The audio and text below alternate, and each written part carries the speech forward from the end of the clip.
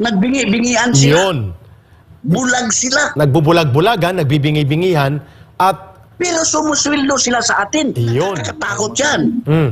Baka darating ang araw na magkaroon sila ng non-remittance day. Nako. Wala na investment dito. Sila na lang ating inasaan. Lalong lulugmok atong ekonomiya. Payalang Pilipino, karterong walang laman, sitmurang kumakalag dahil wala pong makain ng urbampo, dahil mataas ang presyo, mataas ang tubig, mataas ang gasolina, mataas po ang ilaw. Ito nga mga kababayan, bago natin ituloy ang video na ito, kung bago ka lang sa aking YouTube channel baka pwede makahingi ng like at subscribe at click mo na rin ang notification bell para updated ka sa aking nilalabas na bagong video. Salamat po. Nagbingi-bingian sila. Yun. Bulag sila. Nagbubulag-bulagan, nagbibingi-bingihan, at... Pero sumusweldo sila sa atin. Yun. You're talking about the 3 branches na, no? Hindi lang ang ehekutibo, but of course, the principal Especially accountability... the executive. Yes, the executive. Especially the executive department, because he implements, he executes Correct. all of this. Trabaho nila yun, execution. Yeah, tama. Pero anong ginagawa? Party dito, party doon, lakwat sa dito, lakwat sa doon. Tapos ito pa, Eric. Go ahead. Naglugmok ang ating ekonomiya. So ang ginawa na lang ng executive department ngayon at saka sa kongreso, pati ng kongreso, naging executive department na rin. Nagpo-food rationing na sila. Food rationing. Yung mga ayuda will only come when there is an emergency situation. Tama. Diba? Relief ang tawag nun. So, yan ang mga binigay nila. So, ibig sabihin, they admitted themselves that we are in a sorry state now. Right? Bakit kayo nabibigay ng ayuda? Kasi wala na kayong magawa dahil sorry state na lumok na ekonomiya. Di ba? Kasi walang trabaho. Tama ka. Walang investments. So, paano natin mabubuhay ang sarili natin? Mabubuhay. E pati na rin ang kongreso dahil namumulitika lahat. Pumatol na lahat sa imbitasyon ng bangag na presidente na, dito na kayo sa amin kasi kami na ang powerful. Andito namin ang mga pera. Lahat na political parties, andito na kamo ngayon sa amin. Yun lang ang kinag-iisip. Politika. Wala na sa ekonomiya. Wala na sa social problem. Tama. Yun na lang ang kanila. Yusek Ben, while you are talking right now, 63% of foreign direct investment ang nawala in the last 2 quarters. Ito po, pag sinabing foreign direct investment, ay naglalagak ng kapital direkta sa bansa. Umalis po at inilipat sa Thailand, Malaysia, at sa Singapore ang paglipat ng mga capitalization. Number 2, habang nag-uusap tayo, dahil sa tapang-tapangan at digma-digma ang patakaran ni Marcos Jr., mahigit 2 milyon Chinese tourists, Yusek Ben Ranke, ang hindi pumasok sa bansa. And they went into Thailand, Malaysia, in Indonesia, and Hong Kong and Singapore, kung saan 37% ng income ng mga bansang ito ay nanggaling sa investment in tourism na itinulong ng China, samantalang tayong nada. Pangatlo, Yusek Ben, habang nag-uusap tayo, gumagastos ang gobyerno ni Marcos ng tag 15 million to 20 million pesos para magpakonsyerto. Talent fee pa lang ni Martin na ano ang apelyido niya? Martin Andanar, hindi. Si Martin Nivera. Ayun, thank you, Brother Chip Boy. Si Martin Nivera pa lang, hindi daw bababa ng 1 milyon ang talent fee pa lang. At nagpa-duet pa at may pa-arte-arte pa. Habang dilat ang mata ng taong bayan, 2 milyong pamilya mahigit, 2.8 million families ang nagugutom araw-araw, involuntary hunger. Yusek Ben, how scandalous can it be for a president elected by the people to be turning not just his back, but to show yung insensitivity, yung pagiging manhid at walang pakialam sa damdamin ng taong bayan?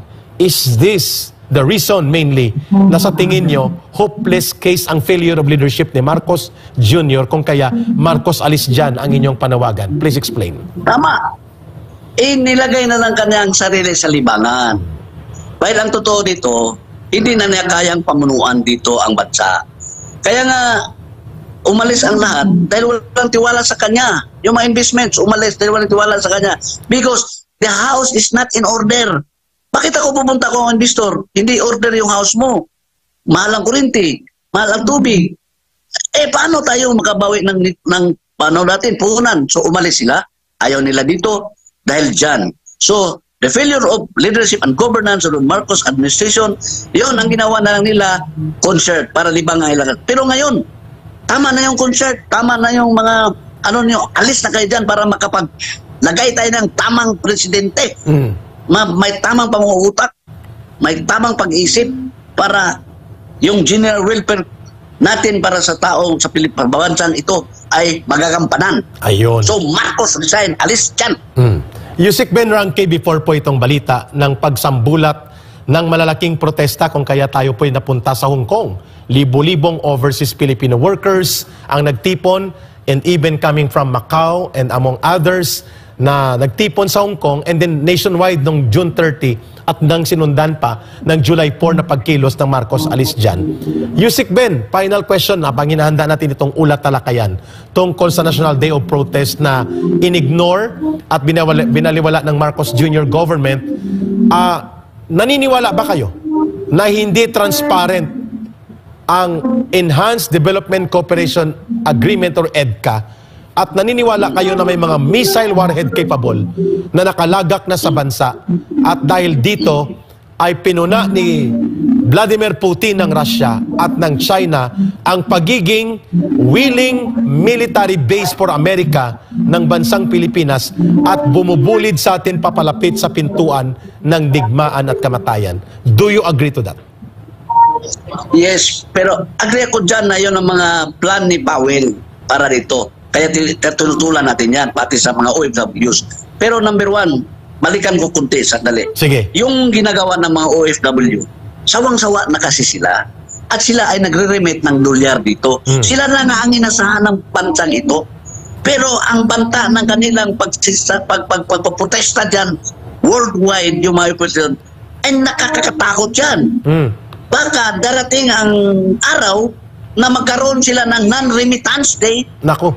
Wala na investment dito. Sila na lang ating inasahan. Lalong lulugmok atong ekonomiya. Kung ang mga OFWs na yan ay hindi na magre-remit dito. Yun ang delikado. Isang, threat din yan dito ngayon sa Pilipinas. Tama. Na sawang-sawa na kasi sila. Hindi matinong gobyerno. Diba? Nagpapadala silang pera pero kinakain naman ng kamahalan dito ng mga bilihin. Taas na nga dolyar, 60 pesos. Ngayon, sa ekonomiya yan dito, na nababahala na tayo dito sa Pilipinas. Baka hindi magre-remit yan mga OFW na yan. Pwede. Mapiktuhan kasi galit sila. Kaya nga dapat bumaba si Marcos. Pangalawa yung sa EDCA. Takot din sila kasi nandito sa Pilipinas. Yung mga kamag-anak nila, yung mga relative nila, lahat yung nanay, tatay, kapatid nandito. Habang nandun sila sa malayong lugar, hindi sila mapakasakali sa mangyari sa mga mahal sa buhay nila sa Pilipinas. Diba? So kaya nga sila nag-aalsa din. Dahil yung EDCA kasi, ito ay magnet of attack ng mga kalaban ng Amerika. Inudyukan tayo. Kaya nga, talagang nakakatakot. So, ito ang hamon ko sa taong bayan. Mag-aalsa na tayo dahil hindi na talaga pwedeng magpapatuloy itong mga nangyayari ngayon dito sa bansa natin. Ayun. Yusek Ben, tunghayan muna natin ito ang National Day of Protest na umabot sa Hong Kong, sa Macau, sa Paris, and even sa Vienna at sa buong bansa, at least 7 areas in the country simultaneous na nangyari ito. Tunghayan natin ito, Yusek Ben, ang ulat tungkol sa kaganapan sa National Day of Protest at ilang mga video footages.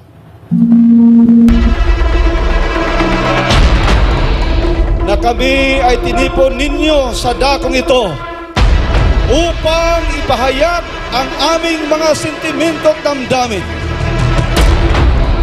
Sa araw na ito na National Day of Protest, ang mga tunay na Pilipino na mayroong malasakit, pagmamahal at pag-ibig sa Pilipinas, ang bansa naming minamahal.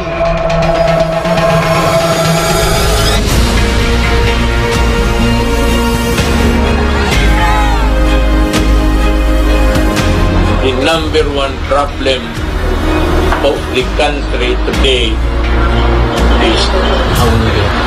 Gutom ang Pilipino ngayon. Para sa sambayanan Pilipino,